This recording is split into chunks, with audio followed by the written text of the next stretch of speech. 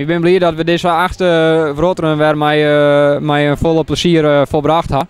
De deelnemers die komen nog steeds binnen, zal je hem zien kennen achter u. En we zijn zeer tevreden met het aantal deelnemers en natuurlijk met het mooie waar op Koningsdag. Ja, want het is traditioneel op Koningsdag. Is er wel eens tocht om het op een orendag te doen? Nou, we vinden het fijn dat we op Koningsdag zo'n leuke activiteit organiseren kunnen in Kalmersweg. Dus dit is de beste dag voor u. Waar ben voor je de belangrijkste deelnemers aan de Wrotteren?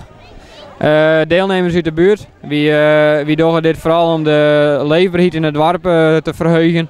En om dus, we zijn heel blij met de deelnemers hier uit de regio. Kalm, Zwaversteinde, Boetenpost, Veenwouden. Dat is de groep waar we ons op richten. Hoeveel deelnemers hebben je dit hier? 260 deelnemers. Elke keer komen er deelnemers bij die het uw evenement leuk vinden. Ja, en het is een individuele tocht, hè?